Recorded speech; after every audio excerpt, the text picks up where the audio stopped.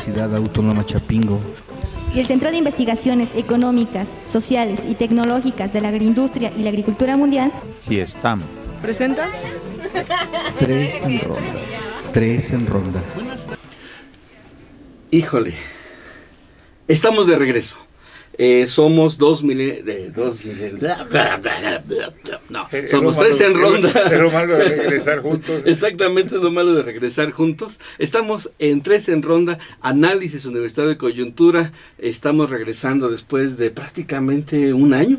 De estar fuera del aire por razones X, Y y Z, pero ya estamos de regreso en su programa, programa que se ha dedicado durante 7 años prácticamente a transmitir semanalmente un análisis acerca de la coyuntura local, nacional, internacional, mundial e intergaláctica, de tal modo que estamos siempre atentos a las circunstancias. Los saluda su amigo Álvaro Reyes Toski y por supuesto agradecemos a la administración de Radio Chapingo este espacio para poder estar en contacto con todos ustedes. Como en aquel tiempo se estilaba y ahora lo recuperamos, está conmigo es el equipo ahora de producción y el equipo de locución que hace posible este programa. Te agradezco nuevamente y te doy la bienvenida, Jorge Ocampo Ledesma. Sí, muchas gracias, buenas tardes, amable auditorio. Pues regresando con mucho gusto y con mucho entusiasmo a esta frecuencia de Radio Chapingo. Ahora ya no es el 1610 de amplitud modulada, ahorita nos van a recordar cuál es exactamente la amplitud. 1130. 1130 de amplitud modulada para todos.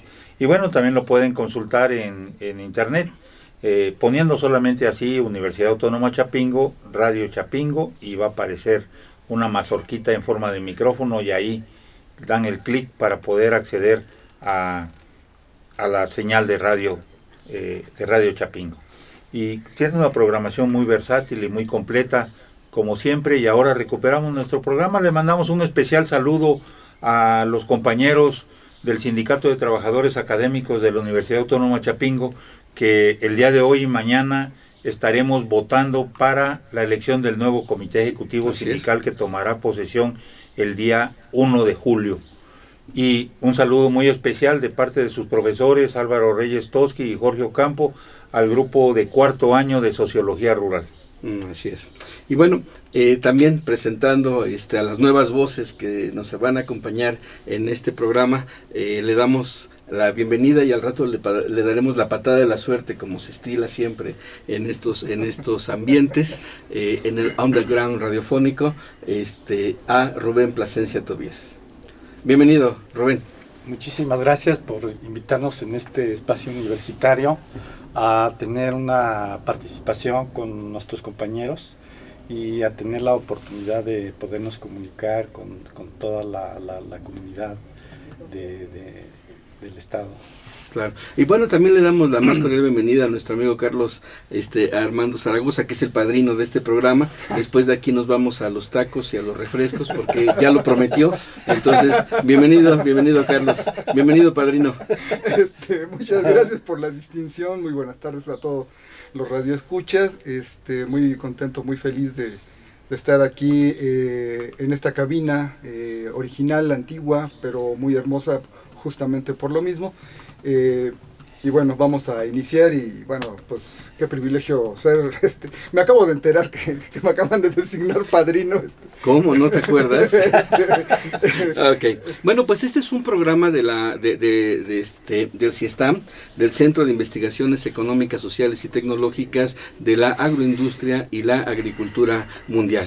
Y bueno, pues ahora sí ya sentados todos en la mesa, ya puestísimos para trabajar, para analizar, para reflexionar, pues hoy tendremos que retomar este trabajo de análisis de la circunstancia y de la coyuntura, y bueno, pues el caso Trump está en la mesa, por muchas razones, ya estaremos platicando en su momento. Mientras tanto, bueno, les comentamos que ya estamos en las redes sociales, en el Facebook de Álvaro Reyes Toski, ya estamos ahí colocados y atentos a lo que usted nos pueda también comentar por esta red, y también se está transmitiendo en la página de la Unidad de Producción Digital del CIESTAM. Por supuesto, agradecemos el acompañamiento de nuestros compañeros de la Unidad de Producción Digital, la compañera Guadalupe Betancourt y Alfredo González Domínguez, y por supuesto saludamos allá en los controles a Pau Dávila, que se reincorpora con nosotros también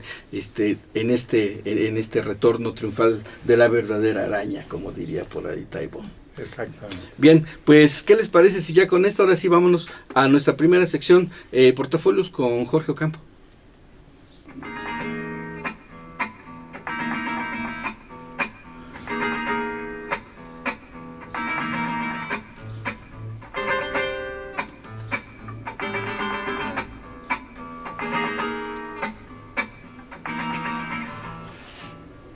El retorno de Tres en Ronda. Después de varios meses de una verdadera demostración de eficiencia en la administración de esta radio, se regresa casi a la normalidad.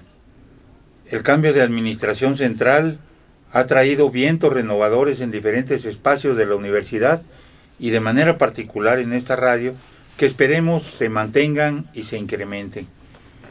Es un retorno con expectativas y sorpresas. Sorpresas en cada rato, con tropezones, caídas y vueltas a levantar, y con expectativas de largo plazo, donde se vislumbran nuevas formas de hacer la universidad. De nuestra parte, como programa, si ustedes lo recuerdan, si tienen una memoria histórica de largo plazo, después de casi un año, ¿no? Casi un año. Vamos a continuar con los trabajos de entrevistas que, entre paréntesis, queremos decirles que no las interrumpimos. Seguimos haciendo las entrevistas con nuestros investigadores, aunque ya no pasaban por radio, sino solamente por YouTube, en el canal que se ha construido al respecto. Pero vamos a continuar con los trabajos de entrevistas con los maestros integrantes del Sistema Nacional de Investigadores, para demostrar la validez de la investigación, hoy bastante asediada desde las sazonadas dentro del CONACYT, donde se confrontan inclusive con su directora María Elena Álvarez Bullía en la defensa, destacando la defensa de la investigación, y pasando por la Secretaría de Educación Pública, donde ahora sí, desde el gobierno federal y en la voz de Luciano Concheiro, en la Secretaría de Educación Pública, se anuncian recortes a los llamados privilegios de los investigadores, sin especificar cuáles privilegios, hasta los de nuestros consejeros universitarios, que siguen en la ruta en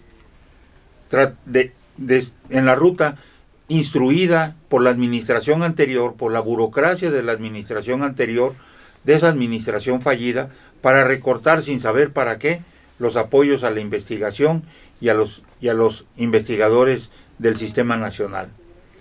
Paradojas de una institución que ha hecho esfuerzos durante más de 30 años para reponer la estructura de investigación y posgrado perdida cuando el Colegio de Posgraduados se separó de la naciente universidad, y esta universidad, Chapingo, nació sin esa estructura de investigación y posgrado.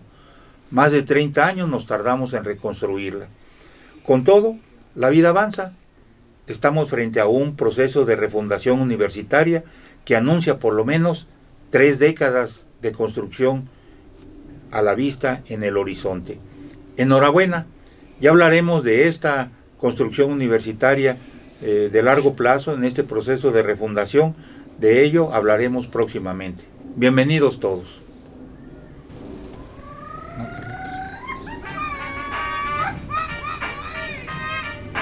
Baila Carlos.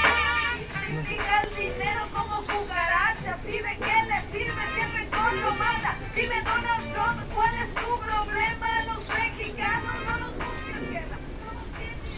Y bien, pues en efecto, tenemos mucho de qué platicar aquí en Tres en Ronda, y hay muchos temas que han pasado durante todo este año que estuvimos fuera del aire y que nos daban muchas ganas de comentar, porque finalmente no es que seamos voces autorizadas, por supuesto, pero a lo mejor sí somos voces informadas, y esa situación nos permite de algún modo pues tomar un posicionamiento, emitir una idea, generar una provocación de una idea, que muchas veces eso es para lo que sirve radio, ¿no? Generar opinión pública, y una opinión pública, como alguna vez planteara este teórico alemán Habermas, una opinión pública que sea capaz de generar esta opinión informada, que además construya participación social.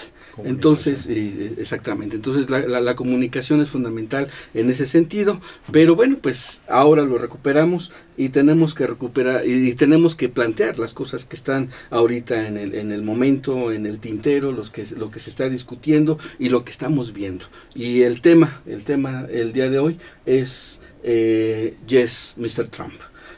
¿Por qué Yes, Mr. Trump? Quiero hacer un comentario.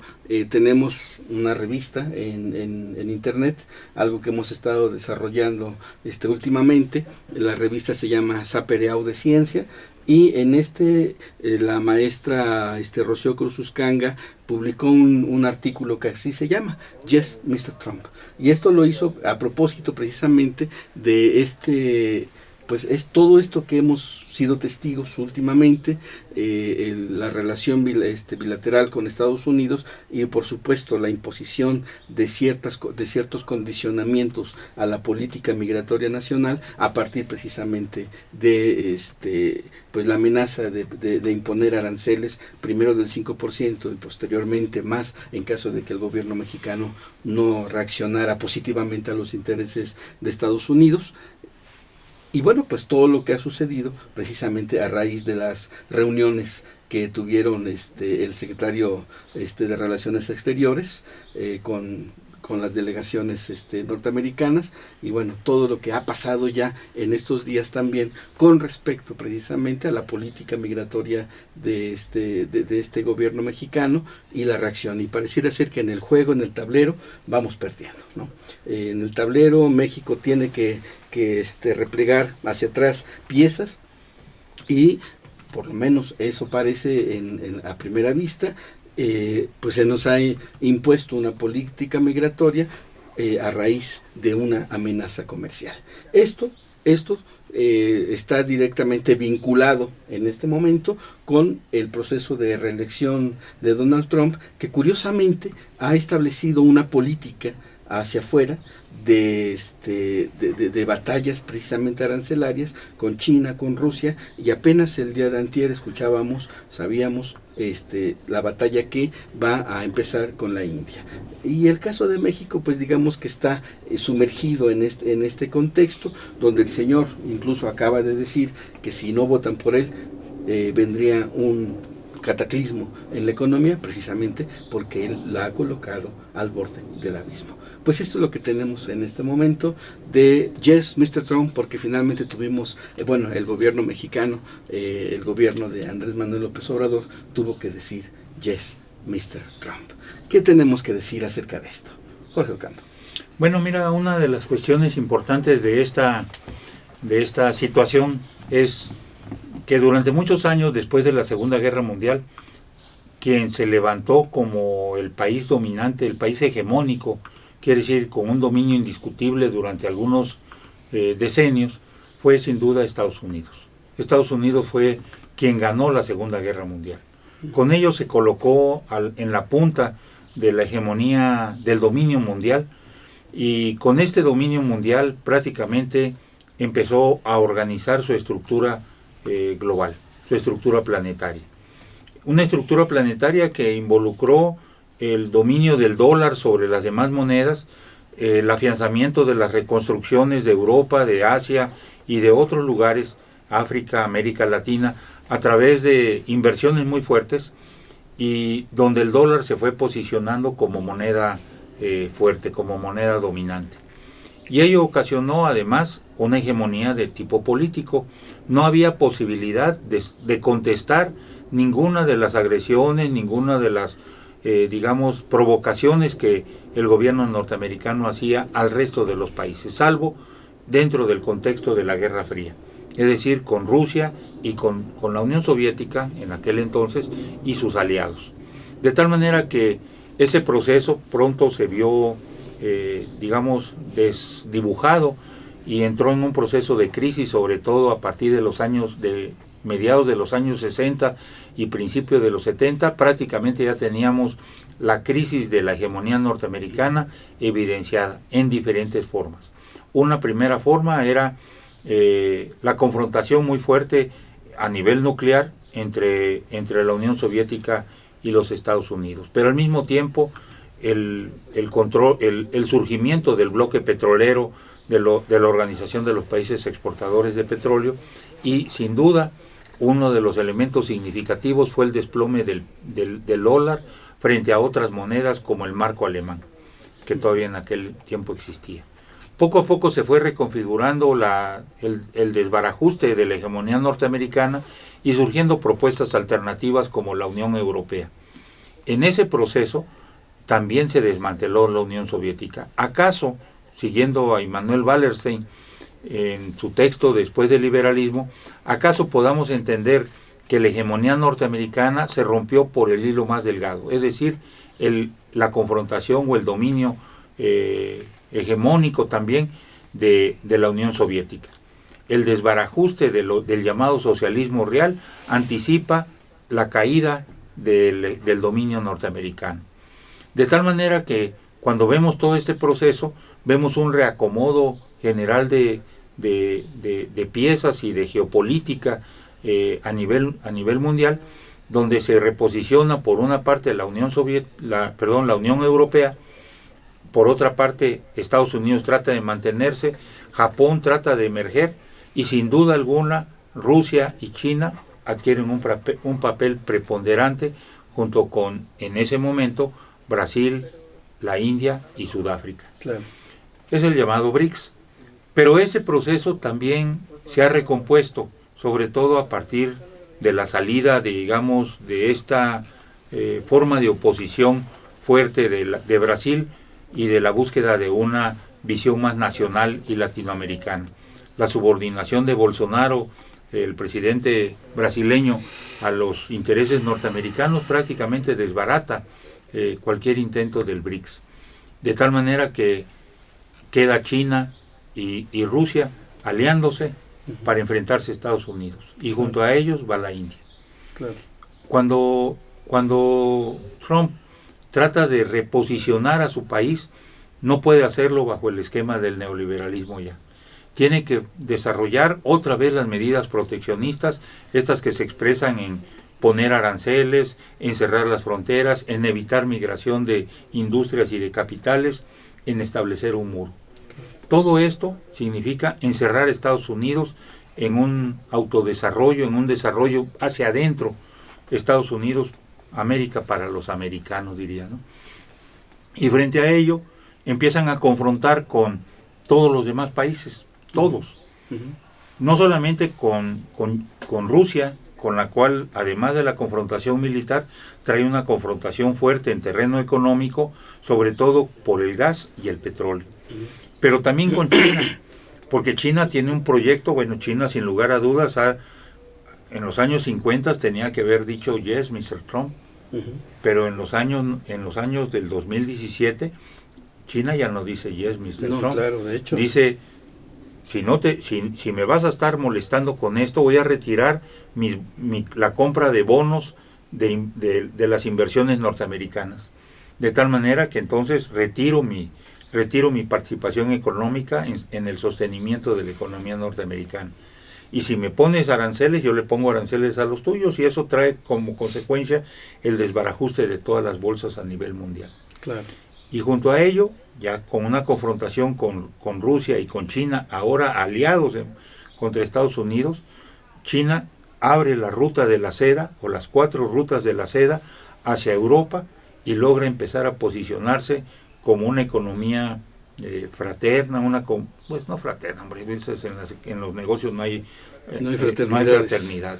Claro. El capital no tiene amigos. Sí, una economía, o sea, pero intervienen los chinos de manera fuerte, de manera amistosa con los europeos, y abren las posibilidades de una mayor inversión china en Europa.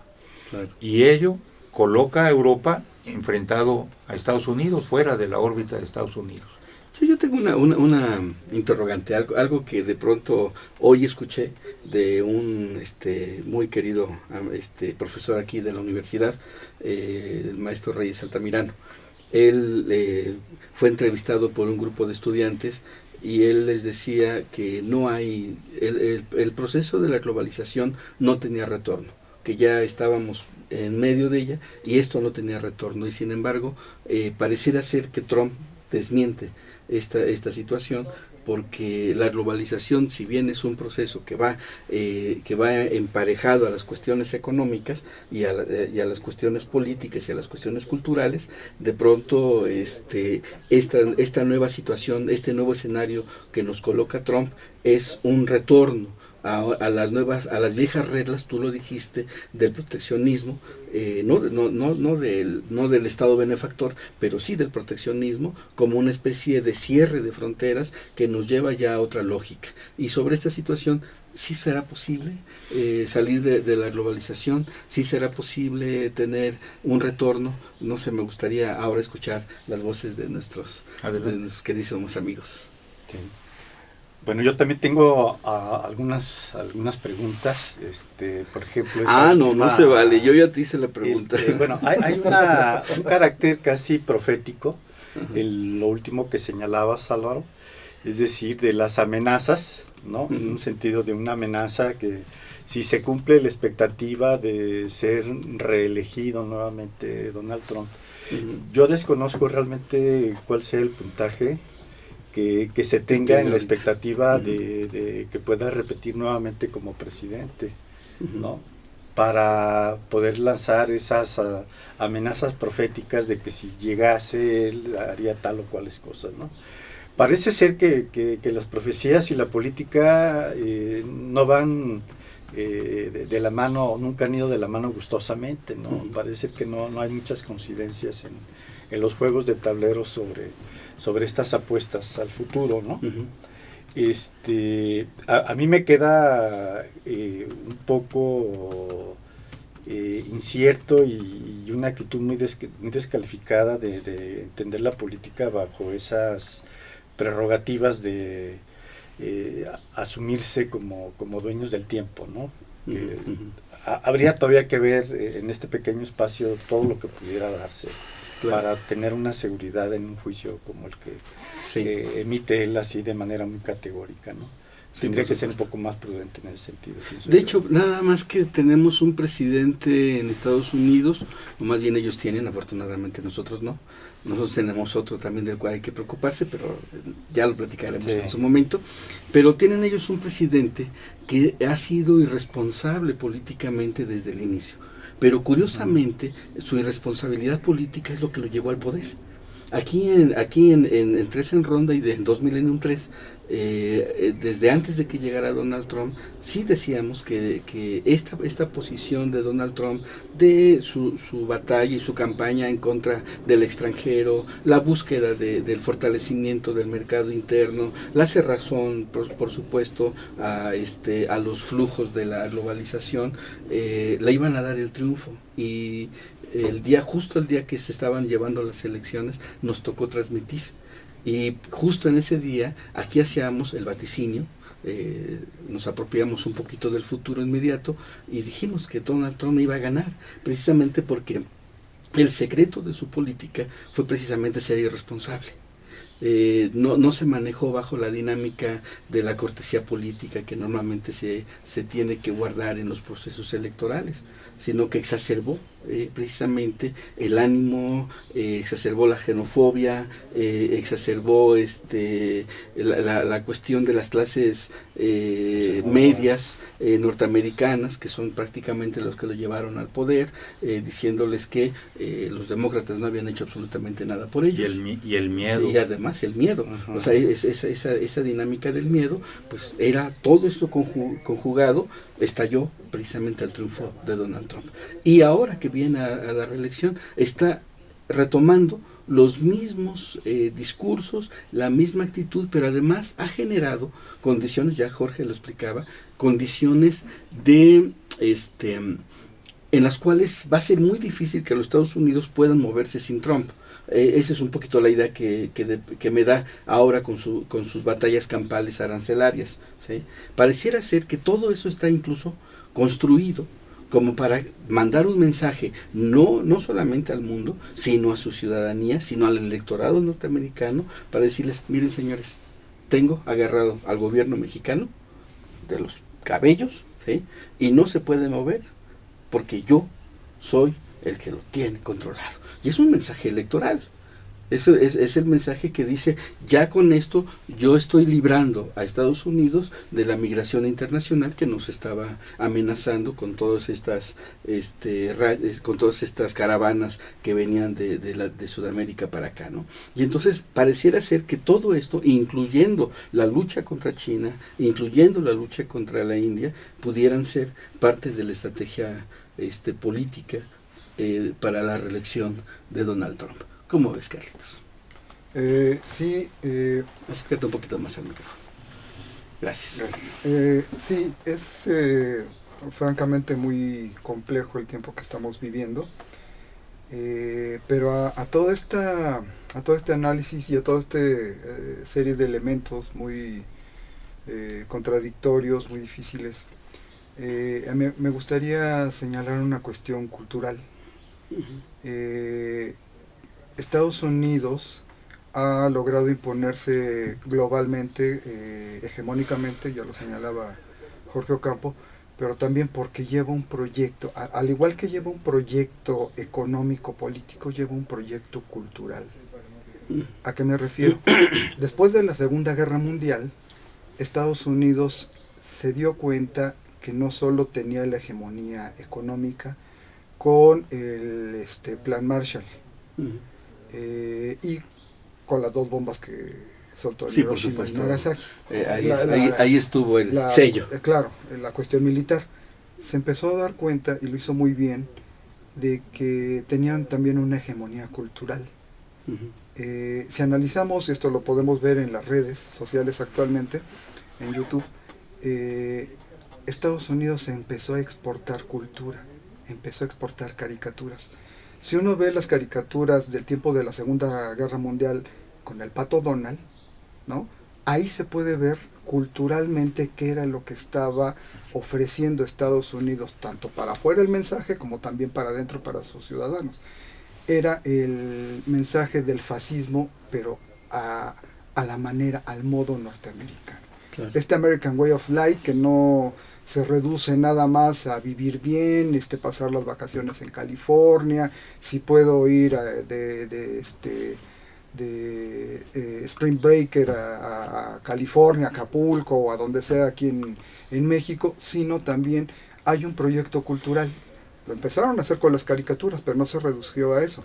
Empezaron a ver que también la cultura se exportaba por medio de la comida. Y empezaron a introducir McDonald's, salchicha, nos empezaron a cambiar la dieta. Y cómo estamos ahorita, ¿no? Somos un país que tiene gordos y que tiene problemas de niños de obesos y tiene niños con diabetes y con una serie de problemas terribles. Pero no solo, también impuso su hegemonía a Estados Unidos porque de por medio va un proyecto de blanquitud y que ha estado siendo explotado por Donald Trump. Donald Trump, el güero, ¿no? El blanco, rubio, gritón, empresario, ya lo había visto, uno de sus productos de exportación, pero muy ambivalente, Los Simpson, ¿no? Son caricaturas, se burlan de ellos mismos, pero sin embargo esto está dentro del proyecto. Claro. ¿No? Es ambivalente este juego que hacen con estas caricaturas y con otra serie de caricaturas también, pero va el proyecto de blanquitud y esto es lo que también está jugando un papel importante en la cuestión del muro. Hay un muro imaginario y hay un muro cultural también. Pueden pasar algunos siempre y cuando cumplan cierto rasgo de blanquitud. Los prietitos morenitos, chaparritos, con rasgos hindúes o vietnamitas o de donde sean, guatemaltecos, salvadoreños, mexicanos, lo mismo da, esos no pasan. Hay un proyecto cultural que está haciendo la hegemonía y que ha logrado imponerse a nivel mundial. Si ustedes observan el modo de vestir, las actitudes, los protocolos que hay en política de alto nivel, el mismo Obama, con Michelle Obama, tendrán la piel negra, pero su actitud era de blanco. Y por eso llegaron al poder, entre otras cosas. Y creo que también ese elemento es muy importante y hay que tomarlo. Sí, por supuesto, la cuestión de cómo es que precisamente en este momento todas esas cosas se están conjugando, ¿no? Exactamente, están bregando para yo que te diría que hoy la gente ya no lee tanto al Pato Lucas, pero ve a los Avengers, ¿no? Por supuesto. En el cine, y dentro de toda esta estructura de los Avengers hay todo un discurso completamente pro-nazi y pro-gringo, además. Así es. ¿Quién ha propuesto esto de la blanquitud y le dio en el blanco? Nuestro gran querido maestro Bolívar Echeverría Andrade. Okay. ¿No? Uno de sus libros, La blanquitud americana, ¿no? La blanquitud global, algo así, no recuerdo, pero es sobre la blanquitud. Ahí. Bueno, ahí pues entonces ya tenemos el panorama más complejo. Jorge Ocampo. Pues mira, una de las cuestiones importantes de lo que decías es que esta afirmación de Reyes Altamirano sobre nadie se puede zafar de la globalización, es efectivamente que estamos en un proceso. Bueno, habría que ver que la globalización tiene 25,000 formas de entenderse. Claro. Entonces, yo por lo menos entiendo la globalización como un proceso de mundialización. Y ese proceso de mundialización que ahora incluye toda la dimensión planetaria, es precisamente, pienso que es a lo que se refiere Reyes Altamirano. Pero en el escenario próximo es muy, digamos, pronósticos reservados, porque una de las cuestiones es la emergencia del Islam con toda su fuerza, y es capaz de generar un proceso de ruptura y de digamos, de separación de la visión global o de la dimensión mundial. El otro punto donde está de manera fuerte es toda la zona asiática, sobre todo China y la India, que entre los dos, junto con otros países, Vietnam, Tailandia, etcétera, representan algo así como el 50% o más de la población mundial. Sí, ¿no? Así es. Y eso significa un proceso enorme de concentración de necesidades y de economía. Sin embargo, yo creo que hay una pregunta que está en el aire. ¿Podría el gobierno mexicano tener otra opción que decir yes, Mr. Trump? Bueno, China sí lo tiene. No, sí, China sí, China sí la lo India tiene también. Y la India también, porque sus economías están estables. No, y no nada más, Bueno, sino que están dispuestos tienen mayor posibilidad de estabilidad. y tienen la posibilidad de generar recursos de negociación frente a Estados Unidos. Así es. O sea, imagínate que, por ejemplo, la India le acaba de decir a los norteamericanos, no te compro almendras. Pero ¿a poco nomás le dijo, no te compro almendras? Si me las vas a subir de precio, ya no te las compro. Pero eso significa que se quedan sin comer almendras. No, es que ya las almendras son un alimento básico para la dieta de los indios. Pero significa que ya no tienen almendras. No, al contrario, buscaron las almendras en todo el resto del mundo. Claro.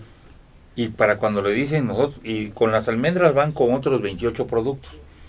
Pero cuando le dicen así es porque tienen las opciones a nivel internacional, inclusive en ocasiones más baratas que en Estados Unidos.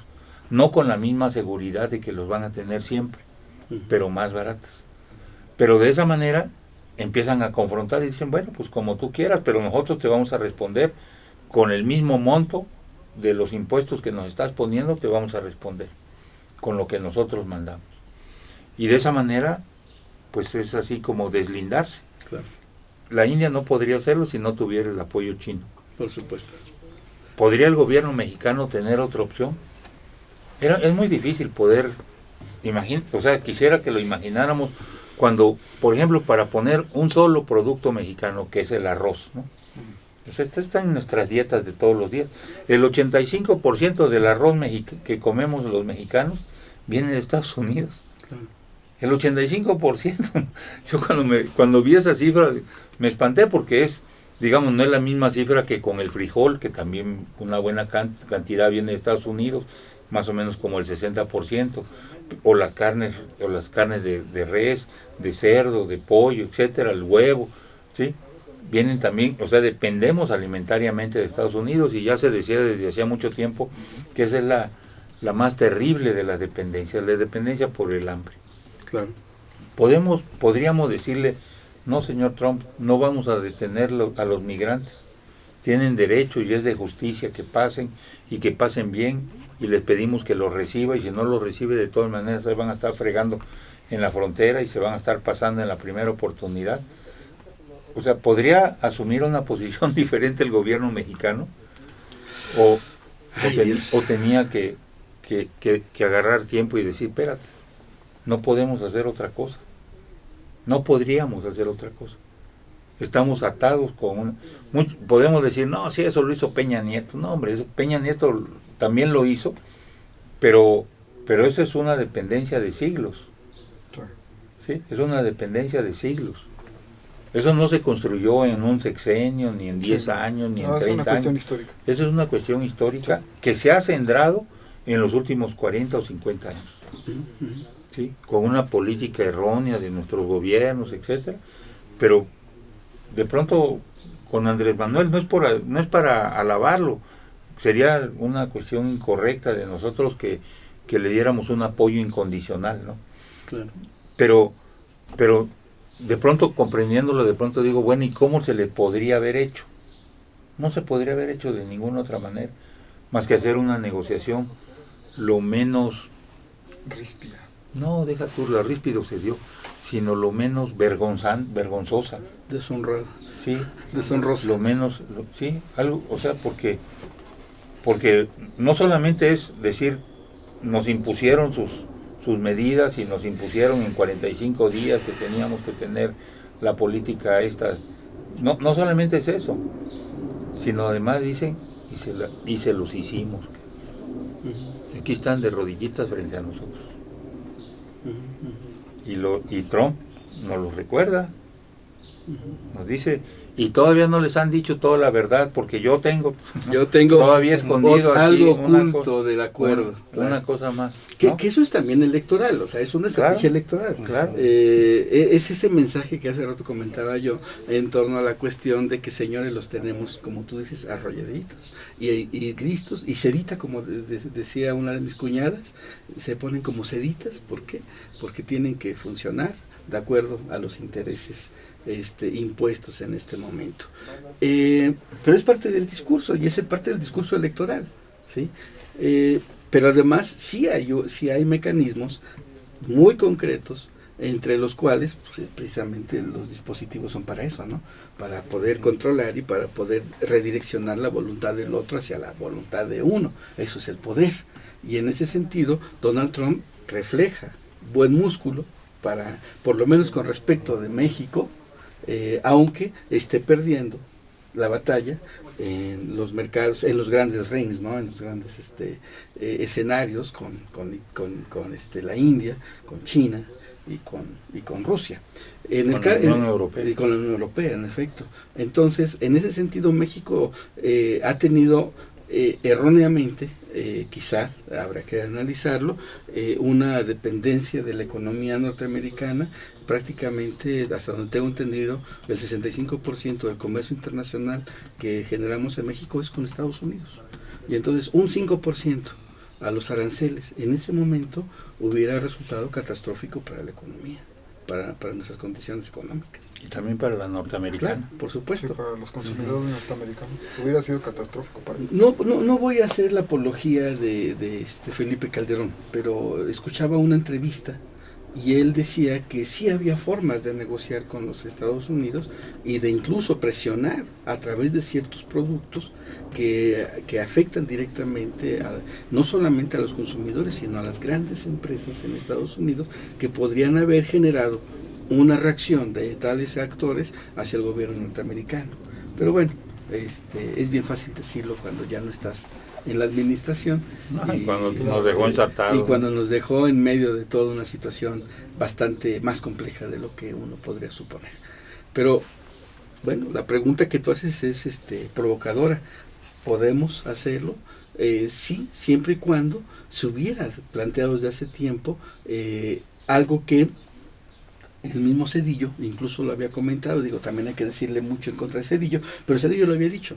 Zedillo había ya dicho que México tendría que reconvertir su estrategia y buscar el modo de el desarrollo interno para después ahí poderse vincular hacia los mercados internacionales. Y también Zedillo había comentado que México debería de buscar la diversidad de la colocación de sus productos de tal modo que precisamente pudiera equilibrar, digámoslo así, los flujos comerciales, pero también la dependencia comercial, ya no solamente con Estados Unidos, sino con distintos mecanismos y vías de salida. Pero eso lo dijo hace 10 años, hace 12 años, y no se ha hecho. Digo, no porque el señor tenga razón, pero de algún modo sí tenía razón. Bueno, la supeditación económica y política a un país no es la entrega total de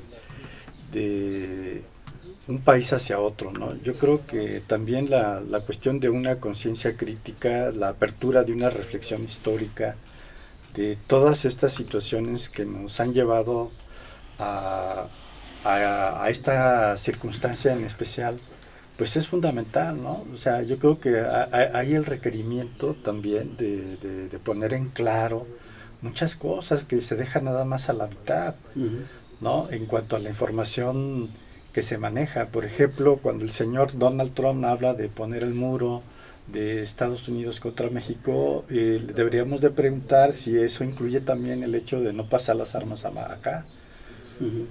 Si el muro también el muro está es de para allá. Exacto, El muro nada más es de aquí para allá. Exacto, o sea, no, de allá para acá. Y para los migrantes, no para las drogas. Que está Claro. metida en la comunicación no expresa el hecho del compromiso político que se le debe hacer a un gobierno, ¿no? Es decir, poner todo el cuestionamiento ideológico, el cuestionamiento ético de una política que para impregnar su dominación económica, es decir, se vale de una falta de reflexión, de una falta de llegar a los asuntos últimos. Por ejemplo, también hablando de los inmigrantes, ¿qué es lo que representa el inmigrante desde el punto de vista estrictamente económico en las ganancias de un gobierno norteamericano que no paga seguros sociales? Claro. ¿Sí? O sea, ¿qué es lo que representa eso en números? O sea, que no nada más se hable de los números de allá para acá, sino que también nosotros reivindiquemos, digamos, desde un punto de vista ético-político, las cuestiones que también de aquí para allá están en las ganancias de ellos, ¿no? Y que han sido sistemáticamente constituidas.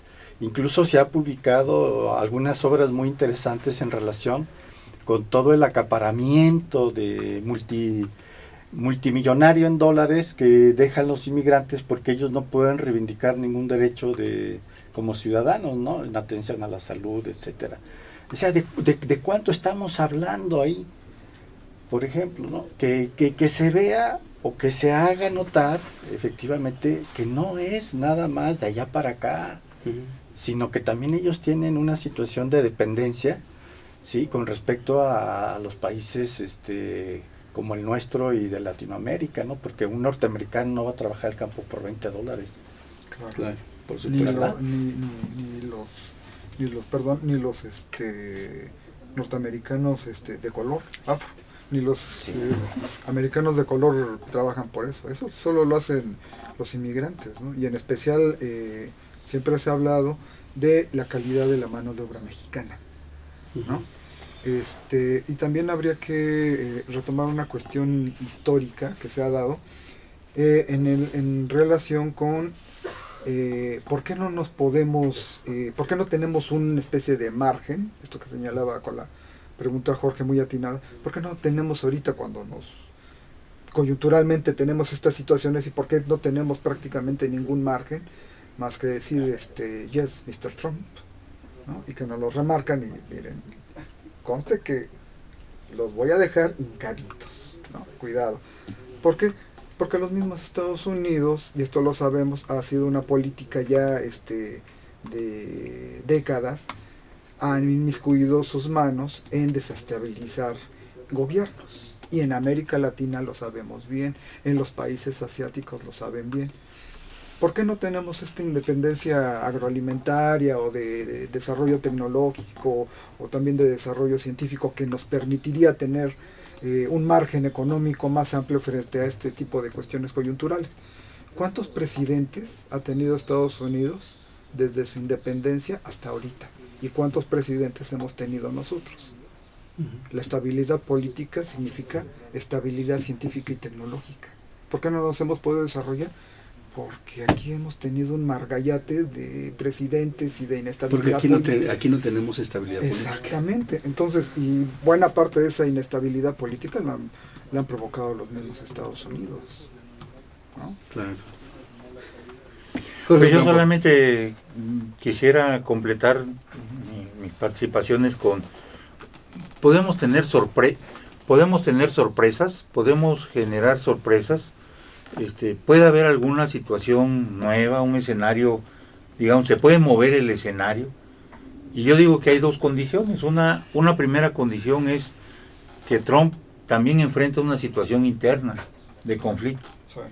Digamos, él está haciendo su lucha por reelegirse y Claro. trata de allegarse, pero también tiene una confrontación muy fuerte dentro de los mismos republicanos y con los demócratas, y con amplios sectores ahora de su clase media. Sí. Digamos, México, cuando vino el impuesto al fierro y al aluminio, cuando se estableció el impuesto a los de Canadá y a los de México, el gobierno mexicano respondió con una política muy atinada. Dijo, me pones tal cantidad de impuestos, pues de dinero en impuestos, te respondo con esa misma cantidad en impuestos, pero yo voy a decir a cuáles. Y se fue sobre los productos de las empresas del centro norteamericano, del medio oeste norteamericano, de las empresas que estaban exportando hacia México, pero que habían sido los promotores de la elección de Trump. Quiere decir que actuó continuo. Claro. ¿Sí? Claro. Dijo, pues me voy no sobre los que están confrontando a Trump, sino de los apoyadores a Trump, a esos es a los que les voy a pegar. Porque ellos son los que finalmente me están queriendo pegar a través de Trump. Claro. O me están pegando a través de Trump. Y lo mismo hizo Canadá. Y entonces rápidamente dijeron, no podemos soportar una embestida así. Y entonces empezaron a replicarle a Trump, ¿sabes qué? Quítales el... Y esa es la misma respuesta que están dando los de la India o los que están dando los de China, cada quien en su magnitud diferente. Y eso trae una serie de movimientos y de reposicionamientos al interior. Pero por la otra parte, yo creo que mal haría nuestro gobierno, y no creo que esté dejando a la deriva todo, sino que tiene que diversificar los mercados y tiene que abrir los espacios. Digo, esa misma solución se había planteado cuando Zedillo, se planteó cuando la crisis con Zedillo, se planteó la misma situación con Salinas de Gortari, con Miguel de la Madrid, y así nos vamos para atrás, así que yo recuerde, así hasta Echeverría estaba planteando una solución en el mismo sentido. Y ha sido una solución recurrente, pero nunca se ha organizado. Pero cualquier salida que empiece a tener el gobierno mexicano hacia diversificar mercados, hacia diversificar ingresos, eso le da un posicionamiento diferente. Y yo creo que lo que hace el gobierno mexicano es comprar tiempo. Está apostándole el gobierno federal a 3 años, 4 años, que le permita construir esta cosa en Dos Bocas, la refinería, ¿no? Allá en Tabasco, que le permita reconstituir la capacidad adquisitiva de la población, que le permita ampliar el mercado interno, que le permita, ¿sí?, tener una situación diferente. Está apostándole a esos 3 o 4 años. Y dentro de esos 3 o 4 años, bueno, está comprando tiempo para eso, y esa es, yo creo que es su apuesta estratégica. Y bueno, eso nos podría llevar a la idea de que puede haber sorpresas si los escenarios se mueven. Pues qué interesante. Y bueno, también apostar por el cambio en la presidencia de Estados Unidos, que gane Trump, Ya están prácticamente todos los santos puestos de cabeza, algunos martirizados para ver si nos hacen el milagro de que no gane Trump, porque también es parte del tiempo, ¿no? O sea, finalmente, mientras llega la nueva administración y mientras plantean sus nuevas estrategias, pues seguramente que ahí México tendrá un respiro. Pero qué triste, de algún modo, que tengamos que estar apostando al tiempo y no estar apostando a la reacción estratégica como tú lo acabas de plantear. Digo, ¿podría México hacerlo? Posiblemente, ¿no? Ya lo ha intentado, posiblemente, pero finalmente se requiere de una voluntad política que permita precisamente no violentar tampoco los procesos internos. Yo no me imaginaría una economía, nuestra economía, con todos estos problemas de decisiones no productivas, o sea, toda esta cuestión del dinero hacia a favor del pueblo, que ha sido la política de AMLO, de pronto contravenida con un 5% en los aranceles, y además con la amenaza de que esto podría ir creciendo si en efecto México resiste a la manita de puerco que le estaban aplicando, ¿no? Pues bueno, pues ahí está el problema y ahí está nuestra circunstancia en este momento. Estamos ya a unos minutos de terminar el programa y entonces, a 2 minutos de terminar el programa, entonces pues agradecerles a todos ustedes que estén con nosotros, a todos ustedes, amados radioescuchas, qué bueno que nos sintonizaron por la frecuencia del 1130 de amplitud modulada, Radio Universidad Autónoma Chapingo.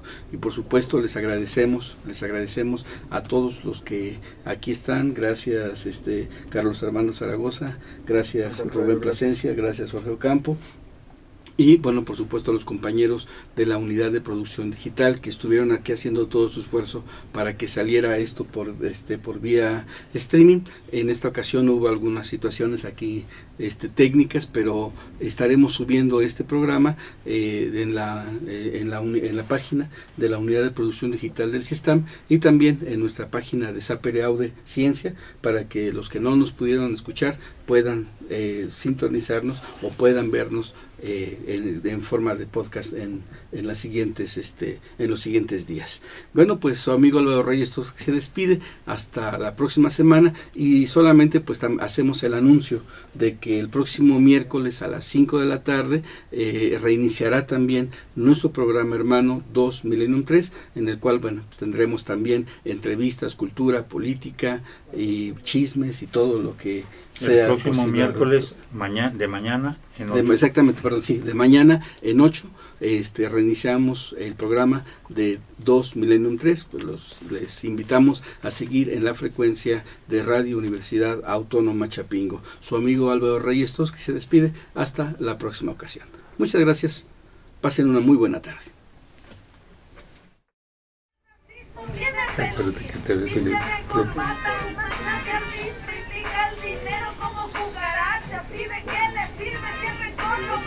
Dime